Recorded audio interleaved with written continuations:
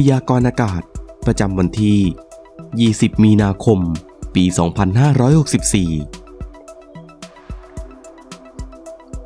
และก่อนจะไปรับชมกันนั้นอยากจะขอกำลังใจเล็กๆน้อยๆจากคุณผู้ชมช่วยกดไลค์และ Subscribe ติดตาม Channel ว่ากันว่าไว้ด้วยนะครับเมื่อพร้อมแล้วเราไปรับชมกันเลยครับอย่าลืมคอมเมนต์พูดคุยและแบ่งปันข่าวสารสภาพอากาศในแต่ละจังหวัดที่คุณผู้ชมอาศัยอยู่กันด้วยนะครับลักษณะอากาศทั่วไปพยากรณ์อากาศ 24 ชั่วโมงข้างหน้าบริเวณความกดอากาศต่ำเนื่องจากความร้อนที่ได้พัดปกคลุมประเทศไทยตอนบน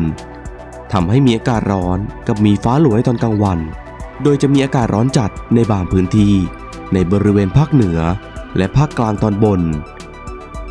ประกอบกับมีลมใต้และลมตะวันออกเฉียงใต้ยังคงพัดนำความชื้นเข้ามาปกคลุมทางบริเวณภาคเหนือตอนล่างภาคตะวันออกเฉียงเหนือภาคกลางและภาคตะวันออกจึงทำให้บริเวณดังกล่าวมีฝนฟ้าคะนองในบางแห่งจึงขอให้ประชาชนในบริเวณประเทศไทยตอนบนดูแลรักษาสุขภาพเนื่องจากสภาพอากาศที่ร้อนถึงร้อนจัดในตอนกลางวันไว้ด้วยนะครับอันหนึ่งในช่วงวันที่ 21 ถึงวันที่ 22 มีนาคม ปี 2564 บริเวณความกดอากาศสูง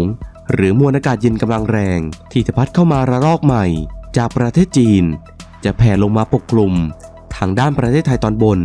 และทะเลจีนใต้ในขณะที่ประเทศไทยตอนบนมีอากาศร้อนถึงร้อนจัดโดยลักษณะเช่นนี้จะทำให้ประเทศไทยตอนบนมีพายุฤดูร้อนเกิดขึ้นโดยมีลักษณะของพายุฝนฟ้าคะนองลมกระโชกแรงและมีลูกเห็บตกในบางพื้นที่รวมถึงฟ้าผ่าจะเริ่มมีผลกระทบในภาคตะวันออกเฉียงเหนือก่อนตามด้วยภาคตะวันออกภาคเหนือภาคกลางรวมทั้งกรุงเทพมหานครและปริมณฑลและภาคใต้ตอนบนตามลำดับ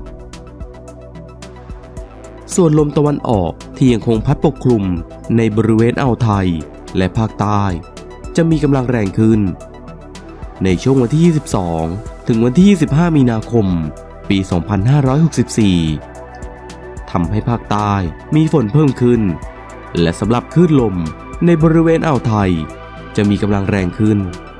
โดยอ่าวไทยตอนล่างและทะเลอันดามันจะมีคลื่นสูง 1-2 เมตรบริเวณที่มีฝนฟ้าคะนองจะมีคลื่นสูงมากกว่า 2 เมตรในส่วนของฝุ่นละอองขนาดเล็กในระยะนี้ลมใต้และลมตะวันออกเฉียงใต้ยังคงพัดปกคลุมในบริเวณภาคกลางและภาคตะวันออกรวมทั้งกรุงเทพมหานครและปริมณฑลทำให้การสะสมของฝุ่นละอองและหมอกควันมีน้อยถึงปานกลางเว้นแต่บริเวณภาคเหนือและภาคตะวันออกเฉียงเหนือที่มีแนวโน้มการสะสมของฝุ่นละอองและหมอกควันที่มีอยู่มากเนื่องจากลมที่พัดปกคลุมมีกำลังอ่อน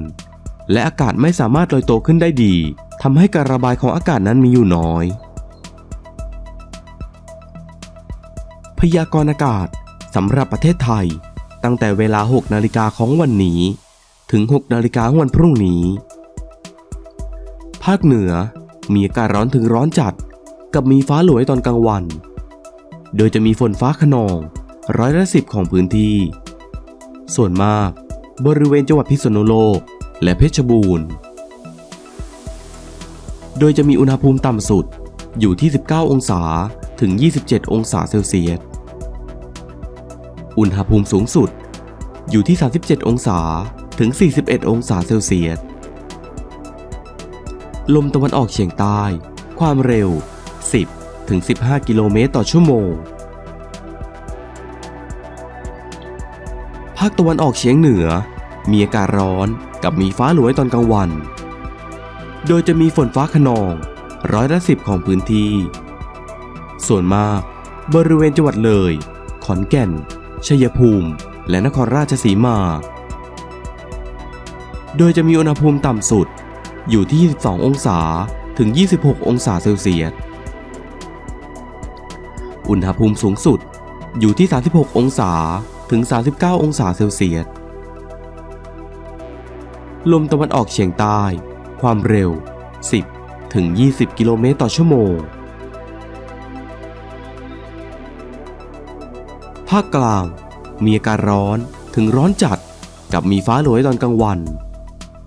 โดยจะมีอุณหภูมิต่ำสุดอยู่ที่13องศาถึง27องศาเซลเซียส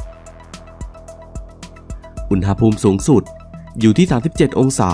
ถึง40องศาเซลเซียสลมใต้ความเร็ว10ถึง20กิโลเมตรต่อชั่วโมงภาคตะวันออกมีอากาศร้อนกับมีฟ้าหลัวตอนกลางวันโดยจะมีฝนฟ้าคะนอง10%ของพื้นที่ส่วนมากบริเวณจังหวัดจันทบุรีและตราด